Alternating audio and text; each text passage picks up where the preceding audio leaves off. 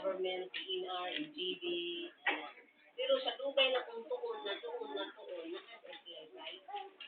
So, wala ko nagduhad-duhan na mag-support sa ilang tribo.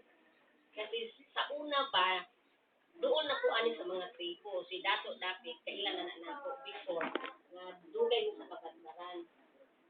So, nang pagdawan ako silang papel, nangutana pa ko sa ami mining engineer, NGB sa Davao, nangutana pa ko sa NCIP, nangutana kung may rights na sila. Iba mamiter mi ba, naka-invest, so, gulpi lang paundang. So, siyempre, ako ang nag-represent sa mga investor diri. Kunya dason, mailado, maunsa sila, ako kay mag-reso, diba? Eh, ako usa na sila kung sa BI company. So, sa dugay na kung sila tanan ng government agencies dito sa Davao, nag-inom ito, may rights na sila. I-process lang sa insakto. So, mauni, wala naman nagpahaduhan na support sa ilaha.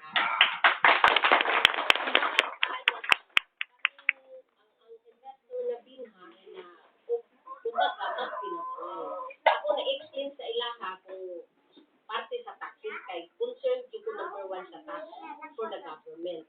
So, kung national na tax, 2% lang na siya. Kung baga national ang atuwa. Kanin ilaha, provincial tax, kung baga local tax, nakuha din ang government sa local tax, 12%, 2% for the BIR, and then the 10% for the local government.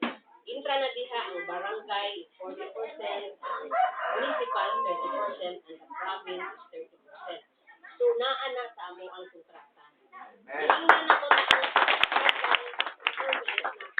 unsa ang 40% sa barangay, direct to the barangay with the safety na. And then municipal, 30% direct to the sa municipal or province.